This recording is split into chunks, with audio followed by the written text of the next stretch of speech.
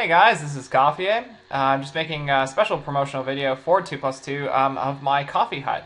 Now there have been a few things that people requested. One was just doing more in-depth analysis of players, and so I was going to do that. But another one was just, more ways to use it as a study tool. And so one of the really cool features is that you can actually set the Coffee HUD to display your own stats. And so I'll show you how to do that as well. But first, so what I'm going to be using is the newest version of Coffee HUD. It should be released as soon as you're watching this video or very soon after. And it's version 1.4. And now once you've gone through the installer and installed it, in order to select it, you just have to go to Edit HUD Options and select Coffee HUD version 1.4. And just, add it and it'll be popped up here. And obviously you can also be more specific and select specifically where you want to use it. And once you've done that, that's it. It's installed. Now let me show you how to use it to show your own stats. And this is pretty cool. So what you can do is you can go into Edit HUD Profile, and you can go. So you just need to select the Coffee HUD, whichever version you're interested in doing it for, and then for the groups that you're interested in. So for instance, pre-flop small blind. What you do is just have it go to, rather than everyone but hero, you have it do everyone. Or hero only, depending on, what kind of analysis. Probably everyone's best. And just click OK. And you would do it for every group that you're interested in. If you want to look at your post-flop stats, your other pre-flop stats, etc. And then once you've done this, it'll just pop up in your review. And so this would be what pops up. Now you'll notice that it's very small stats. Well, that's because you need to make sure to pick in options, show hero lifetime stats. Now, one other thing that comes up a lot when people get the Coffee HUD is they just don't know how to move around the things. So the easiest way is just to hold down Control and click and drag. That works. The other way is to go into here and use Unlock, and then you can just normally click and drag.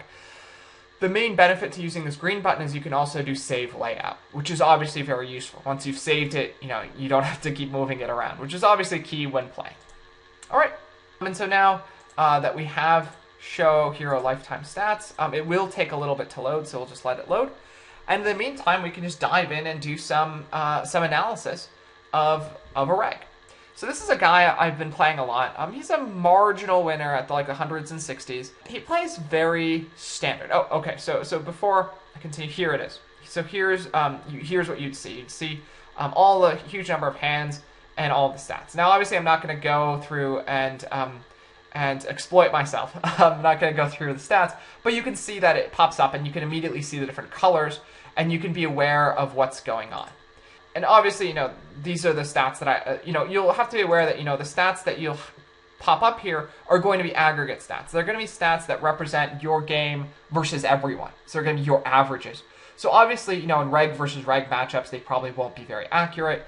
But as a general rule, they will show you a good sense of how you're playing against fish. And how you're playing against regular players.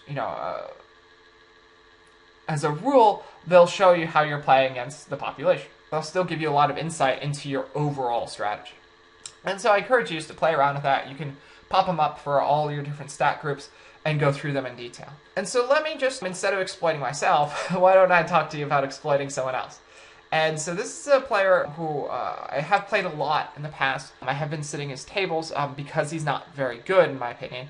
And, he has very standard sort of leaks. These are the kind of leaks that you'll see very often in many of the weaker regular players, especially at the sort of 60s, 100s, etc. So let's just go through, because, what's funny is that, this isn't even one of the absolute worst rats. This is a guy who just happens to have a lot of leaks. And, when you have an advanced HUD like this, you can actually basically just read off his strategy when he's very static. I mean, one of the things is he's a very static player. His ranges are very static. He doesn't really change much. He doesn't adapt.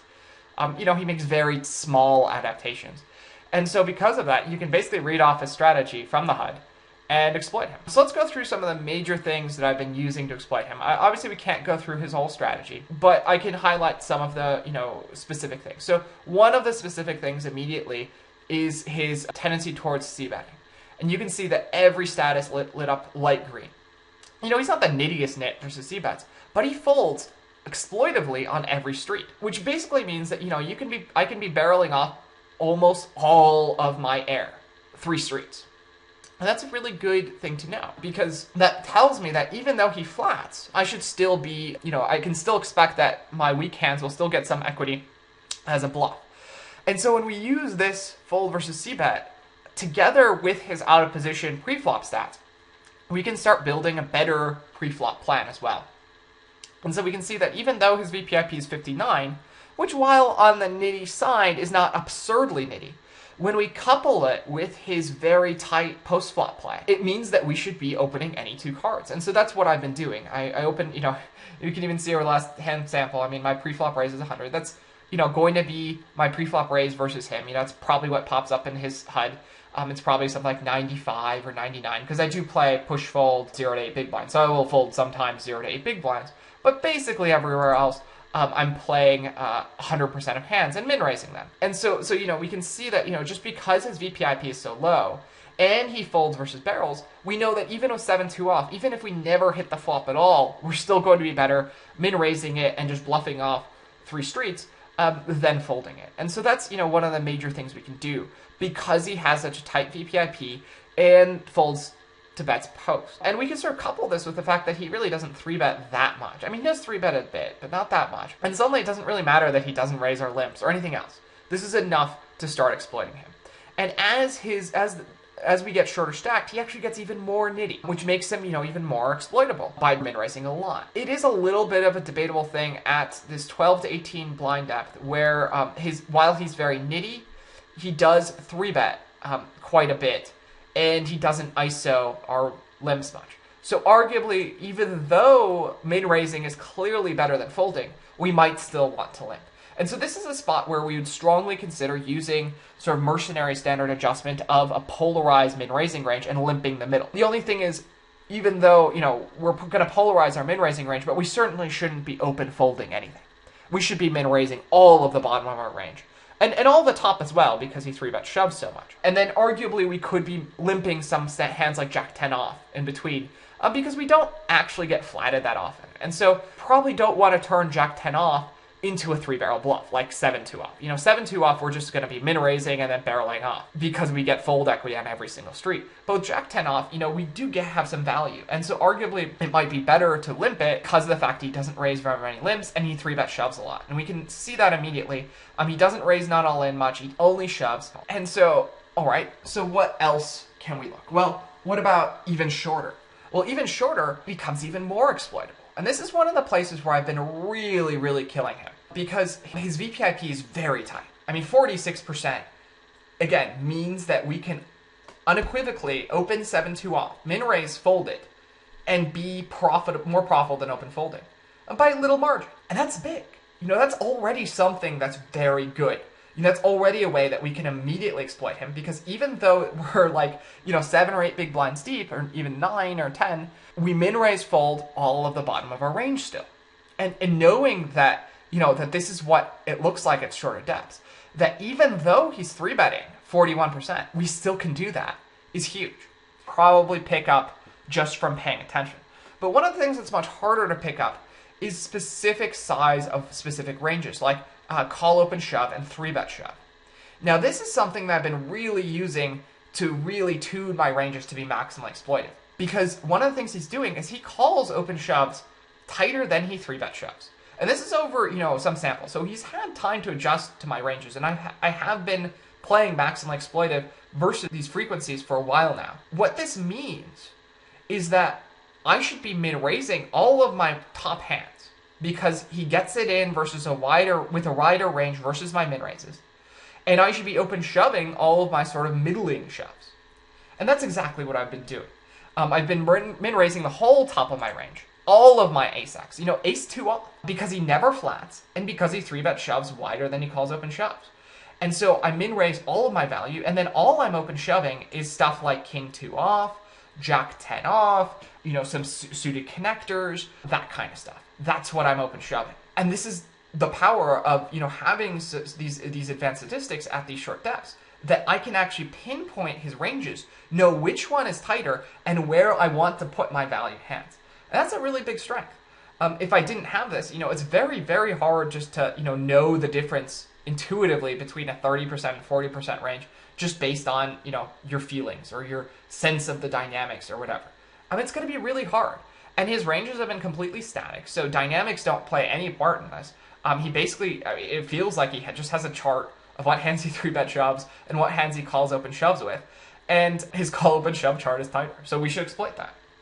And obviously the absurd thing is that for the last, 100, 200 games, that's what I've been doing. I've been min-raising the absolute top of my range, and he's been still using the same ranges. I've been min-raising the top of my range and shoving all the middle stuff, which means that this range that he's using becomes even more exploited because his call open shove is tighter, even though it should be significantly wider than his 3-bet shove, because I am not shoving any value hands.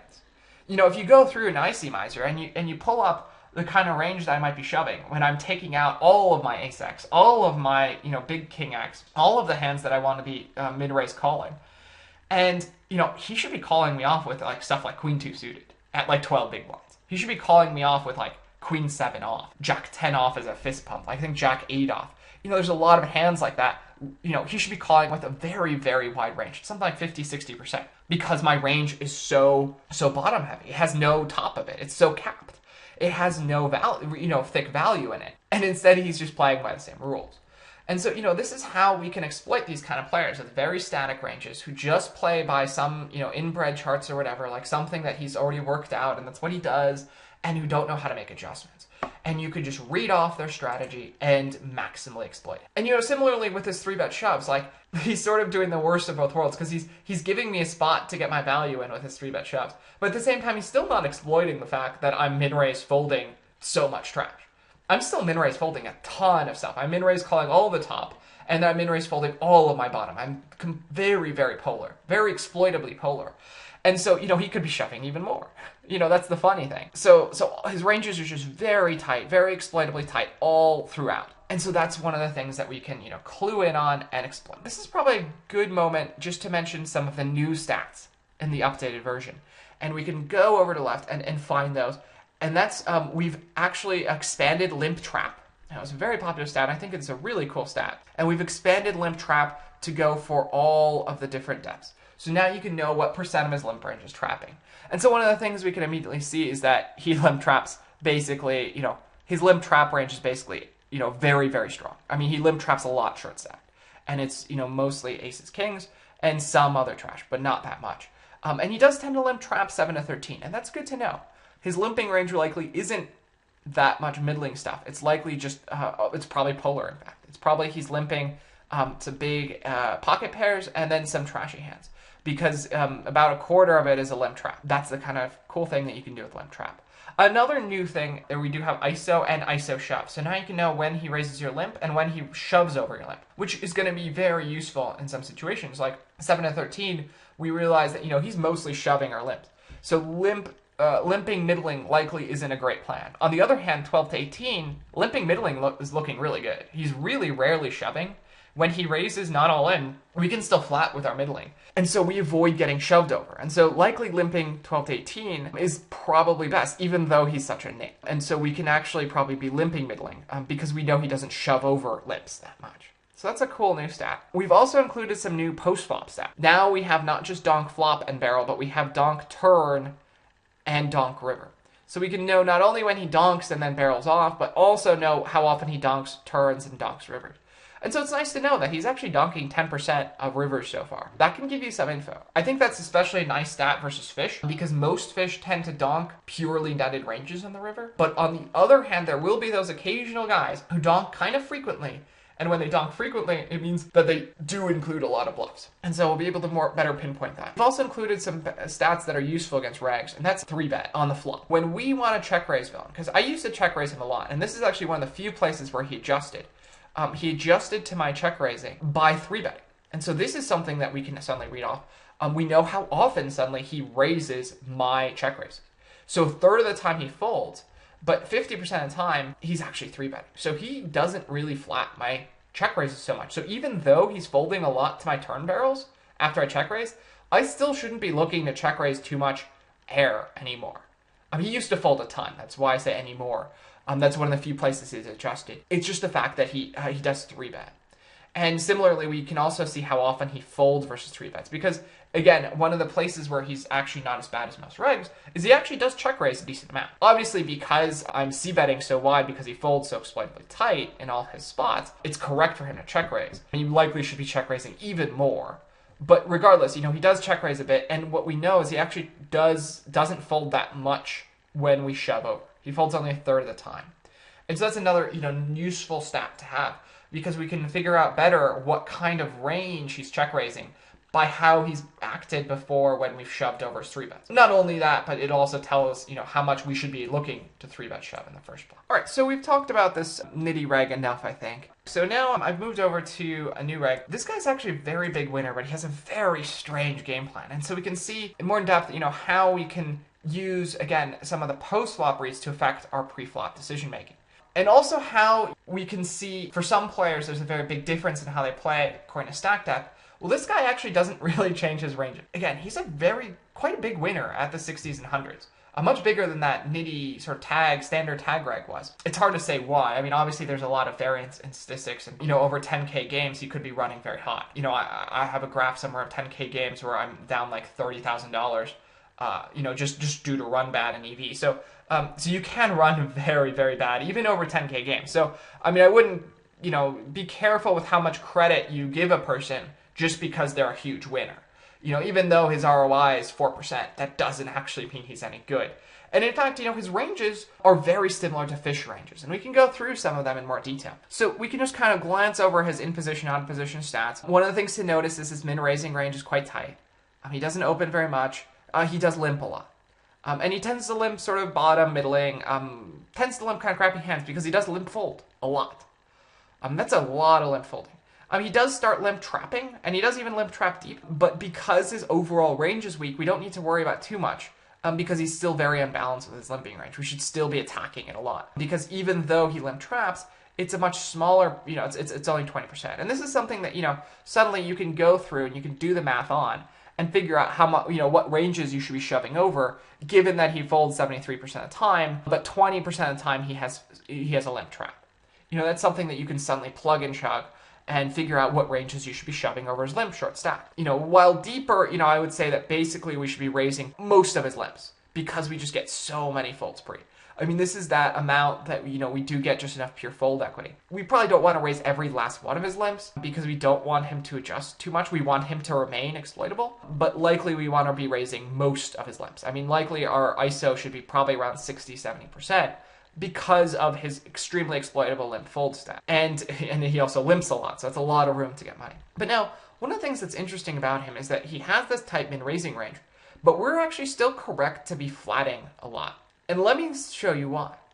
It's because he doesn't c-bet. He really very rarely c-bets. He's very tight passive post-flop. It's amazing to me to have, to know that, such a tight passive player can be a winner at 60s and 100s, and it shows you sort of how much money there is to be made and how much room there is to improve for everyone, because you can be making a lot of money and still be playing with such sort of very exploitive ranges, but likely not even maximum exploitive. I mean, the population tends to be exploitably tight versus c-bets.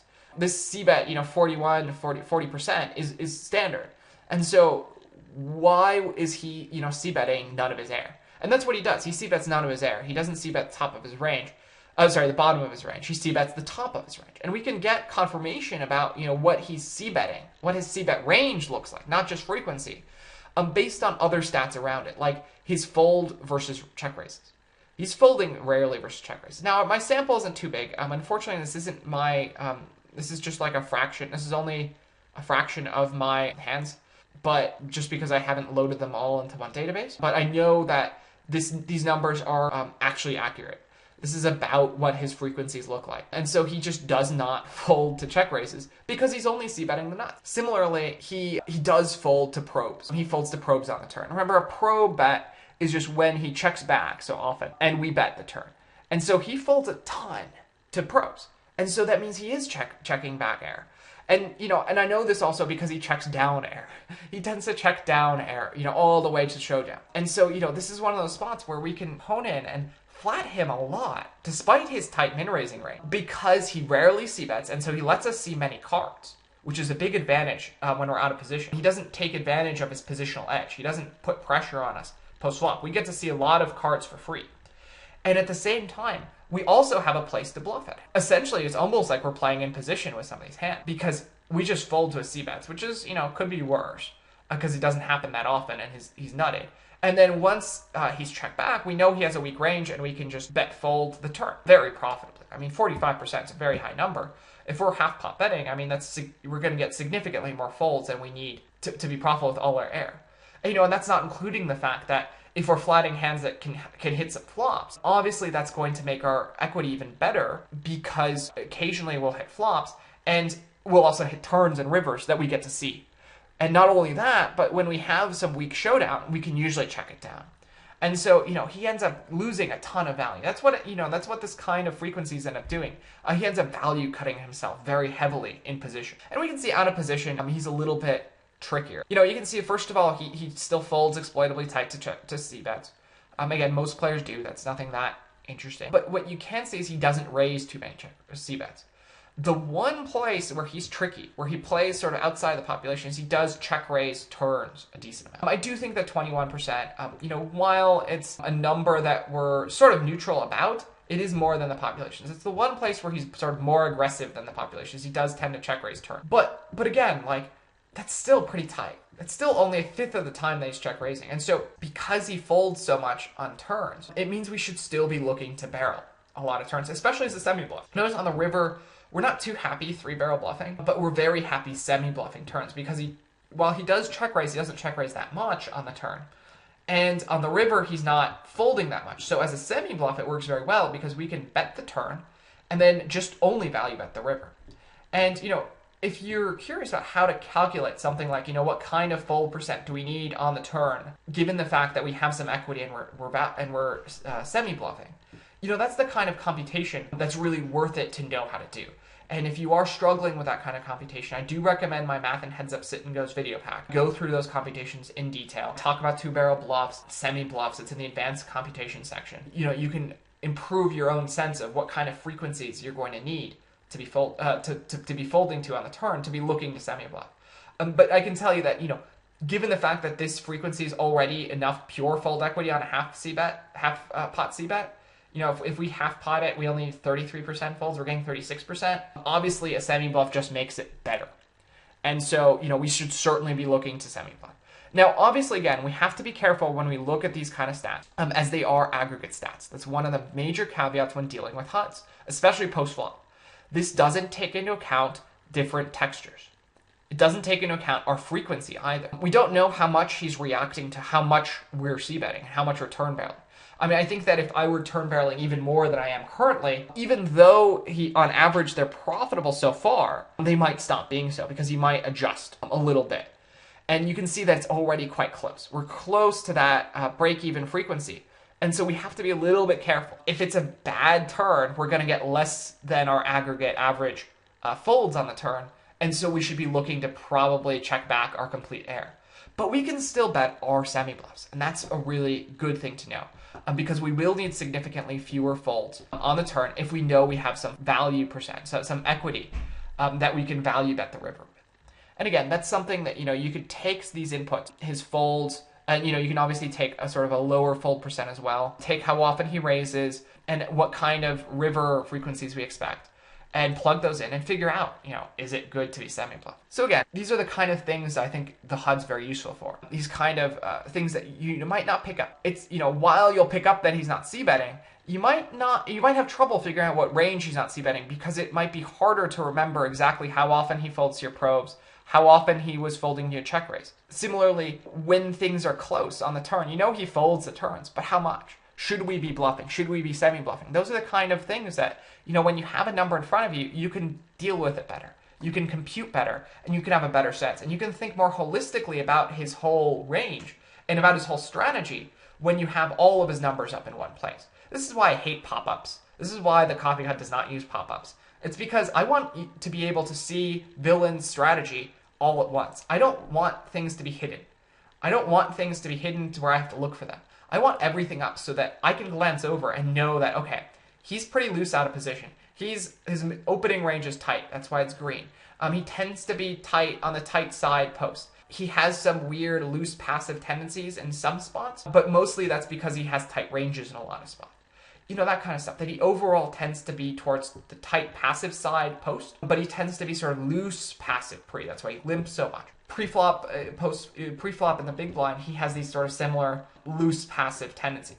He has a high VPIP, but he doesn't 3-bet much. His 3-bet frequency is low, and you can see this is one of those spots where his frequencies actually don't change at all when stacks get shorter. Like, he changes slightly between the very deep, where he flats even more, and then he 3-bets a little bit more when short. But actually, you know, his 3-bet range actually looks identical. It looks like he just takes his 3-bet non-all-ins and shoves them instead, and just flats a lot. And he does tighten up a little bit as we get shorter. He doesn't flat quite as wide. But for instance, he doesn't change his range 12 to 18 to 7 to 13, which is certainly non-typical. Most players tend to get tighter. He does not.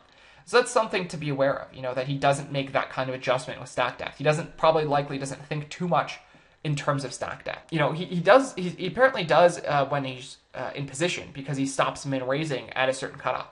You can see likely that cutoff is somewhere around the 12, 13 big blind mark, where he just stops min-raising, or he essentially min-raises much less. Again, I think that this is, you have only 3-bet once in this sample. His min-raising range is quite tight. It tends to be value, although he does fold occasionally, which is weird considering he's so rarely min-raised. But you can see he just starts limping more. And so these are the kind of reads we can make. These are the kind of things we can interpret a strategy. And so even though he's playing very differently for most players, we can find that actually he tends to play a little bit like the population tendency, a little bit like fish, with some weird things, like the fact that he's he's loose short stacked. That's actually not a population tendency. But on the other hand, the fact that he's tight passive towards c-betting is a population tendency. In a lot of spots he plays like a fish, but there are clearly some things that he's doing differently. And, you know, in fact, in particular, I think that the fact that he's flatting so much short is likely one of the reasons why he's been winning versus fish. I mean, I do think that flatting short's probably good, but it's hard to say, you know, but obviously it's also hard to say what strategy he's using versus fish. It seems a little bit strange to me that he'd use such an exploitable style, such a passive style versus other regs, but perhaps it works well for him for whatever reason. Perhaps he tilts people or traps people well, or perhaps he has a good sense of dynamics, and that's how he does it. Obviously, sense of dynamics doesn't help too much when your villain plays a static range. Alright, so I've talked about these two regs that I've been battling. I've showed you how to set up your HUD to also show your own stats.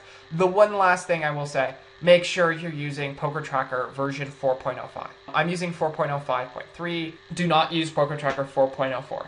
Don't know how many times I've had to mention this. And it's just so important. It's frustrating because PokerTracker calls that the stable version, but in fact it is not stable with HUDs at all. It's not just the coffee HUD. It just does not work with HUDs. When you're multi-tabling, it doesn't work at all. When you're single tabling, it updates slowly. So make sure you upgrade to version 4.05. This is Coffeeyay. I'm a coach at HUSNG.com, so make sure to check out some of the things I've been doing at HUSNG.com, like my math and heads up Syndos pack. I'm very proud of that. I think that that's a really great way to look to improve your studying, make yourself even more efficient as an improving poker player. And, you know, send me an email if you have any more questions. My email is just coffeeyay@gmail.com. Feel free to contact me with whatever you need. Cheers, guys.